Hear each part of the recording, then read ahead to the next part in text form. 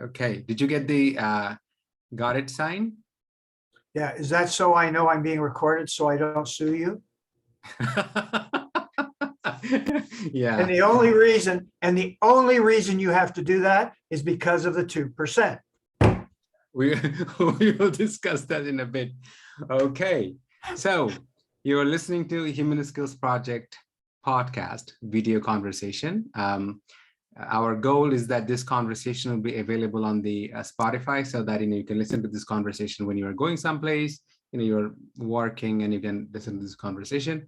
Also, you'll be able to find us on YouTube and Facebook. Welcome to Human Skills Project. As we say at Human Skills Project, this journey is simple, we complicate it.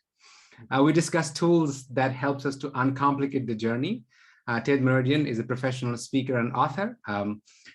I am a doctoral student at the University of Guelph. And as an academic researcher, I read books, and what I do is that Ted is incredibly good at explaining things in a very, very accessible manner anybody can understand. He has a gift of that. I don't. So as Ted explains things, I will try to connect it with the body of knowledge that is out there, so that we can substantiate our arguments. And where I agree with Ted, I'll say. When I don't agree with Ted, I'll tell that Ted, maybe I think this. Okay, so without further ado, Ted, welcome to our first episode. Thanks, Feroz. It's good to be finally doing this. We've talked about this for a number of years now, and it's finally great to accomplish this. And you're right, I'm going to take your 5 to 10 syllable academic words and break them down into where people can really understand them. Yeah, thank you very much. I see this with a lot of respect, that coming to Canada, I have built one of the most deepest friendships I have with Ted. Ted and I, we have spent long hours in conversation, starting from philosophical to historical. And Ted has an excellent sense of humor. I almost got none, so he will crack a lot of jokes. And particularly, Ted can also teach us a lot about queer communities, and I'll ask Ted about that also. So first, before we go into the discussion, Ted, for an audience, for our listeners, who are not familiar with your work, or who don't know who you are, can you tell us a little bit about yourself? Yes, thanks, Feroz. I am a professional speaker. I'm an author. I've written 4 books. My theory and model, called the Law of Cooperative Action, is now used in 7 countries. So there's some really good track record. I've been doing this, since the mid-90s, where I actually developed this model at Brock University in St. Catharines, Ontario. And so that's what I do. I travel around, I speak, we do some consulting, and we do some coaching, and mainly it's how to get rid of conflict and stress in your life is a lot we do in a lot to deal with workplaces. So I created this law called the Law of Cooperative Action. And basically what that is we're all interconnected and interdependent. So if you look at the entire spectrum of universe, the entire spectrum of creation and evolution, everything seems to work. The plants, the flowers, everything works together. And it even goes to the point to the interconnectors where some animals actually sacrifice their lives so other animals can live. And then the cooperation between different things, the bees and the pollen, I could go on and on and on, and the cycle of moisture and water from the lakes to go up into the clouds, come back again. It's all interconnectedness.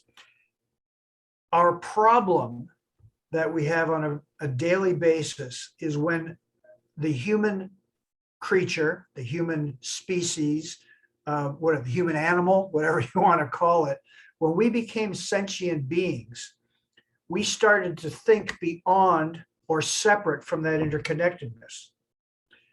And every day when we're out there thinking of what to do, we're thinking, how do I become authentically me, whatever that is, without harming the interconnectedness or allowing the interconnectedness to harm us? So when you look at plants, flowers, and squirrels, whatever animals, if a squirrel gets hit by a car, people don't go around, or the squirrels don't go around saying to the other squirrels, oh my God, we got to go get rid of all the cars. Look what just happened, right? The squirrels go on with their lives. Unfortunate things happen to us. That's what we have to realize in life. But I think the key to that people need to understand is we are not separate from, above anything. We are part of, interconnected with everything and everybody else. What's really brought this to mind with me too is COVID. COVID has proven the interconnectedness of the human species on the planet. You get a small thing that happens in China, bang. We wouldn't have realized that years ago. And of course, the interconnectedness that we are with social media also heightens that whole thing, right? So first, we all need to understand we are not this separate entity. We are all connected with everything. We're breathing air right now, connected. We're sitting on something, connected, et cetera, et cetera. And so we need to understand that, because that again starts to humble us to realize we're not above anything. Mhm. But I wanted to ask you, before diving into that even further, I wanted to ask you that, everything we do, there are reasons behind doing those things. Certain things motivate us. Like, I'm a passionate teacher. My story, my journey has made me immensely passionate about teaching.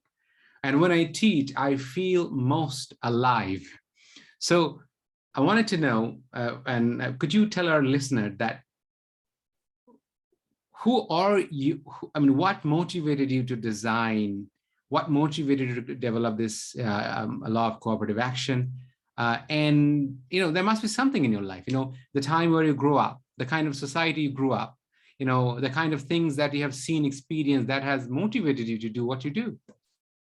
Well, I think in my instances, it's not necessarily complicated, but what happened is, and this will bring to the larger issue, along with making it personal for me. Mm-hmm. Again, our issue as human beings is we come down that chute, right? We're born, we go, woo, and we're like these Martians. We're going, oh, wow, oh my God. And we start tasting things and feeling. Parents say, no, you can't be that. You have to be what we want you to be. Then we go out in the playground and we're going, oh, don't touch that, that's wrong, that's it. And then we go into a group of kids, and there's the ones that say, don't do, yes, do. Then here's where it comes in. We get into, in a lot of instances, our religion. We're brought up with our family's religion, our family's belief system. Oh, Ted, don't do that. Don't do that, Ted. You can't do that. You can't do that, right? And then we go into a workplace and we say, oh, I just want to, no, Ted, you got to be what everybody else wants you to be, right? And so that's the way it is. And that's our problem. So I guess what I'm passionate about is people who are not allowed in their mind, because it's only in their mind, to do their passion or whatever they're doing. I was brought up in a very poor family. My parents were not well educated. My dad was a factory worker. Again, nothing against factory workers. He was a factory worker, and they didn't have a lot of basic sort of worldly knowledge. They were not well read or anything like that. And I went to high school. I finished high school. I didn't go to university until later on in my life, and we can discuss that a little while later on too. But I've always been the type to be me, to do my stuff. And as a matter of fact, I've been self-employed since 1973. I haven't worked for anybody. And it's really funny. I went back to my high school yearbook to grade 12 graduating, and it says Ted's goal to own his own business. And it goes all the way back to, I had that in my head there. Now, was that part of, I wanted to get out of the poorness of my family, that I wanted to make, something of myself? And as a matter of fact, there were times in my life where I overcompensated. I had the gold rings. I had the big car because I had made it. I was successful. And I'm 74 now, and just turned it. And now it's not about the money. It's about the journey. It's about helping people. It's about doing all that stuff. But I guess along my way, so I was married for 20 years, and wonderful woman. I've got 2 daughters, 2 grandchildren. And about midway through the marriage, I realized that I'd rather be with men than women. And so when I came out and Faye and I divorced, it was quite an interesting journey that I went on at that point. And when did you come out? How old were you when you came out? I was actually probably in my early 40s, just Early around 40s. 40. Okay. And you already Around had 2 40. daughters. Yes. Yeah. Okay. And, So can I ask a very ignorant question? Sure. Yeah. So let's say somebody who does not have any idea about queer communities understanding, different sexualities. How would a man be married to a woman and spend a particular time period, have 2 daughters, and realize, oh, I'm not straight? So I know the answer, but I'm asking this naive question for our audience who do not have any understanding. Well, it's funny because I had no idea growing up. Now you sort of have to put us in the time frame.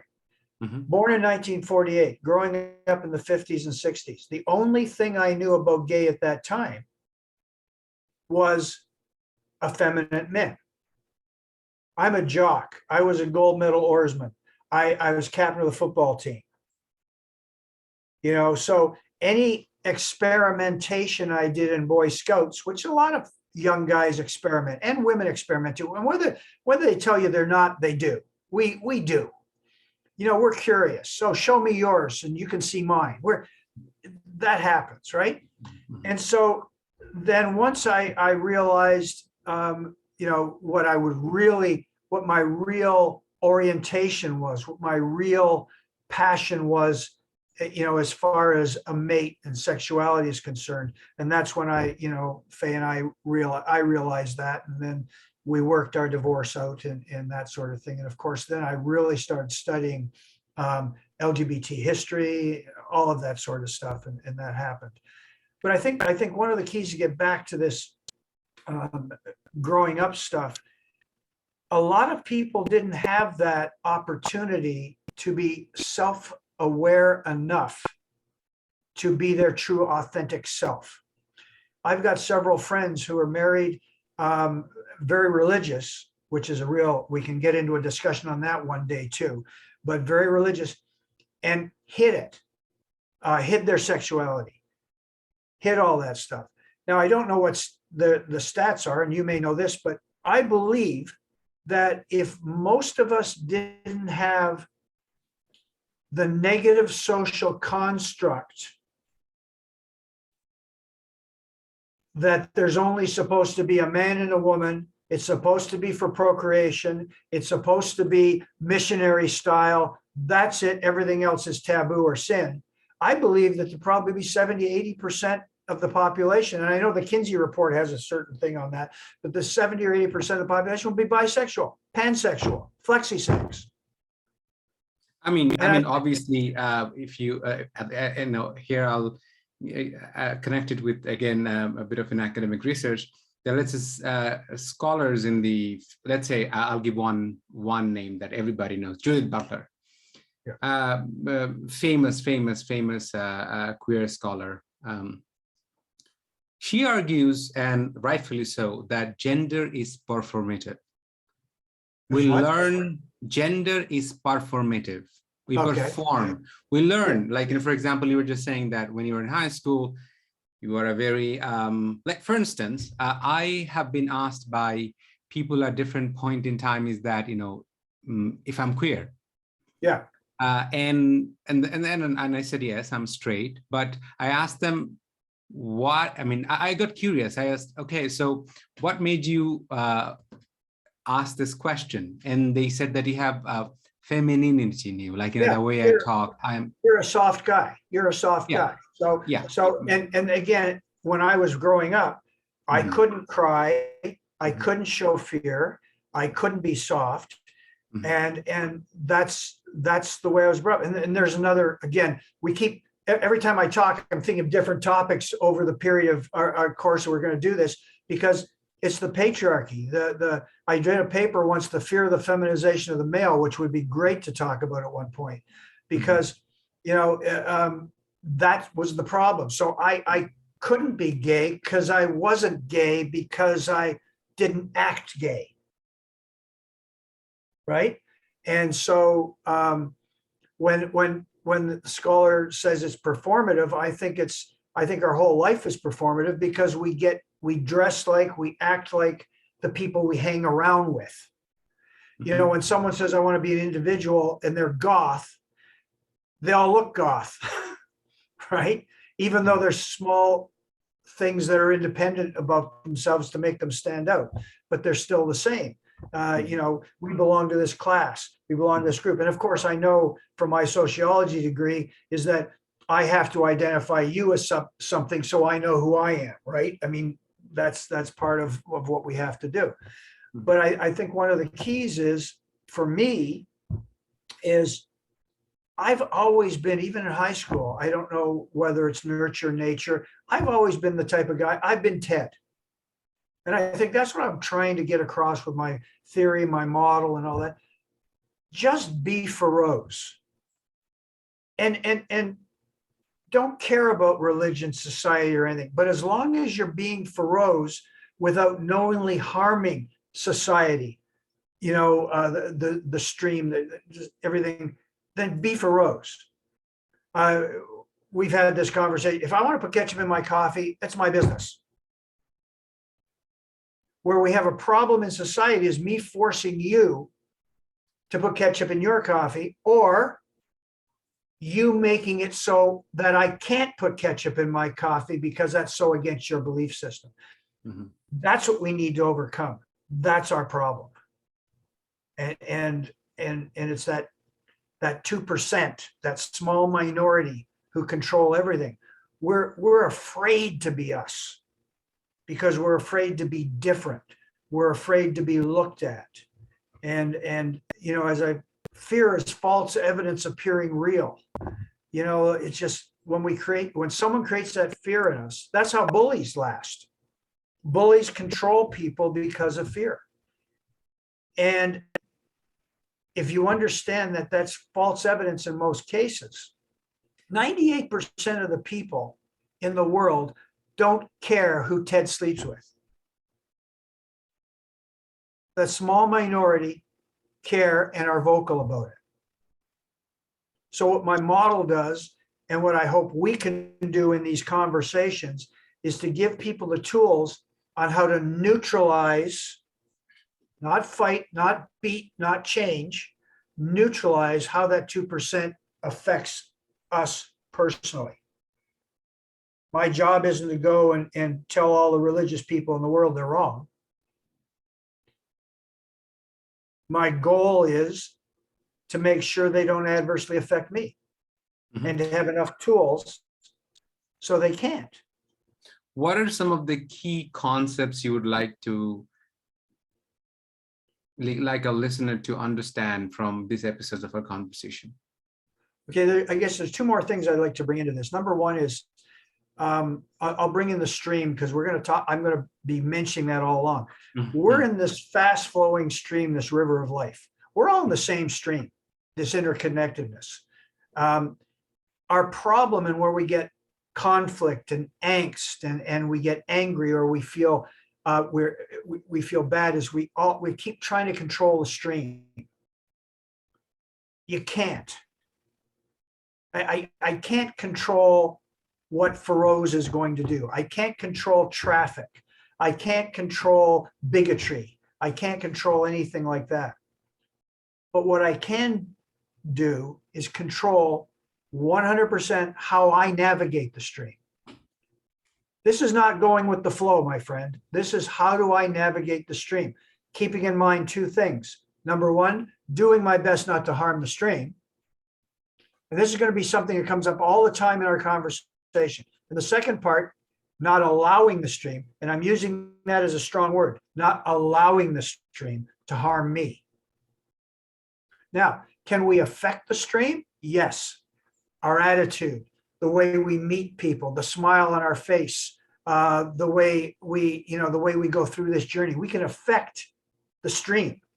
We can't control it, but we can affect it. Now, if more and more of us are affecting the stream in a good way, we can change the world, actually. If we're affecting it in a bad way, the stream goes in that direction as well. So that's one thing I want to keep in our thing.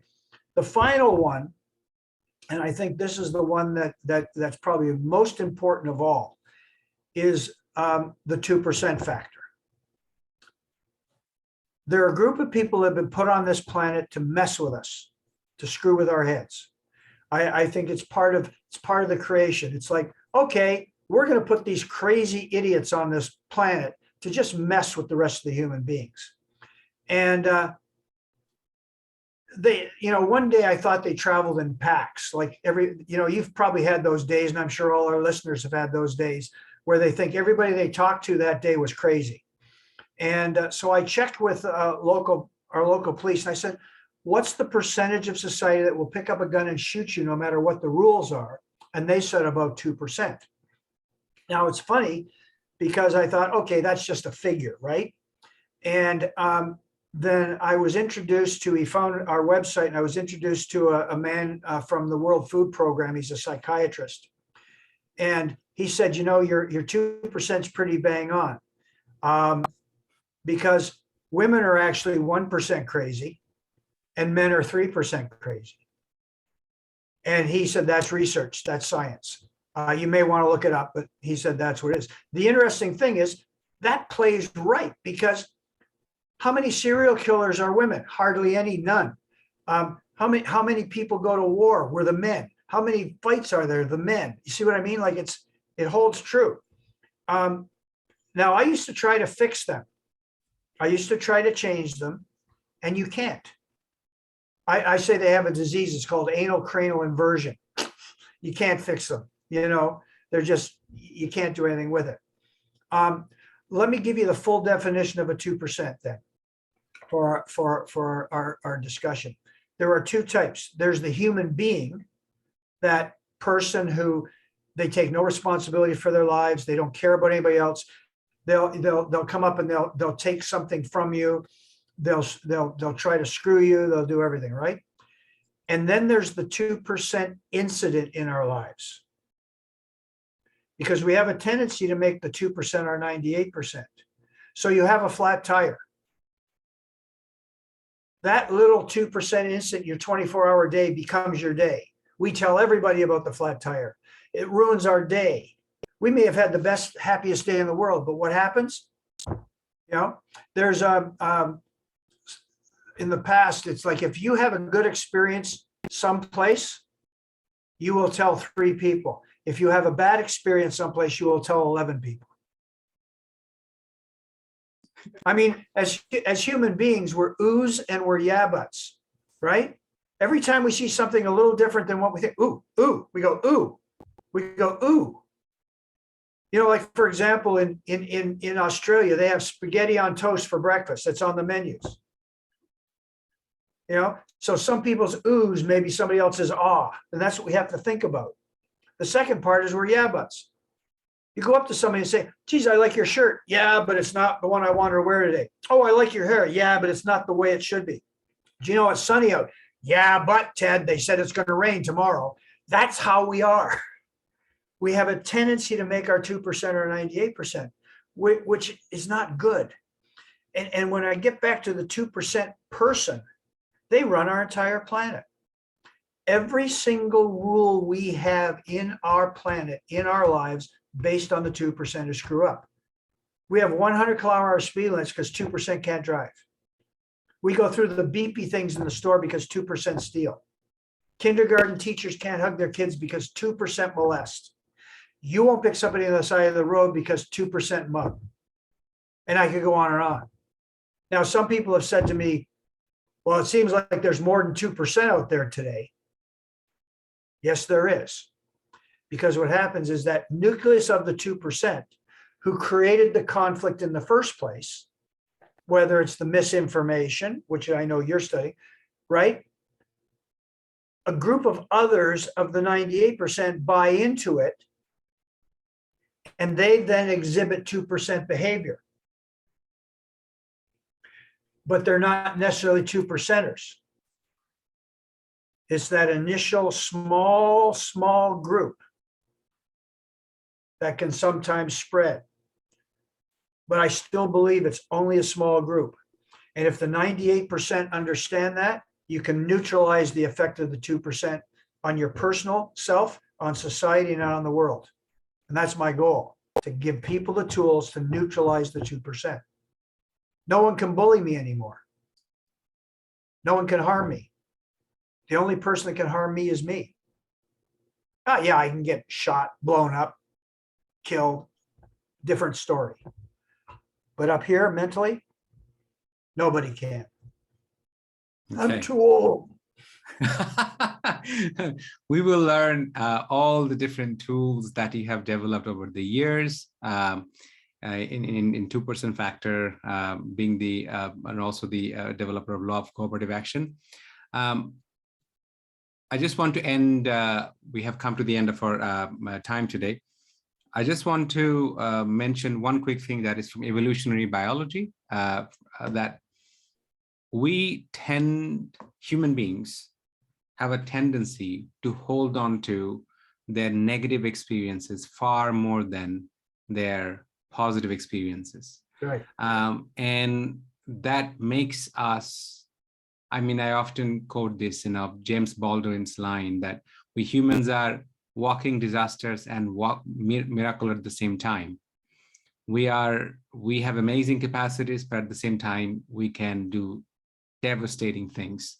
And if you look at the world state right now, just a handful of people with incredible amount of resource and power and money. We'll talk about that in the next episode.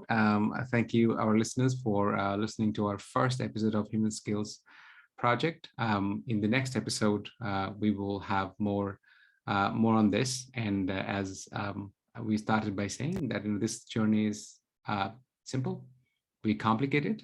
And our conversation with Ted, we'll learn that how we can uncomplicate the journey. But I, on the other side, being in academia, sometimes I call that skeptic researcher. I say that simple is not easy. To be able to lead a simplistic life, it takes a lot of unlearning. We carry a lot of garbage, we carry a lot of baggage, but probably that's the right expression that's used in English. So we will undo, we'll learn, what are our baggages and, unpack it in our next episode. So well, that's what I say. It's so simple, it's complicated, right? It's so simple, it's complicated. Yeah. So yep. thank you to the audience. We will, we'll see you in the next episode. Bye-bye. Good.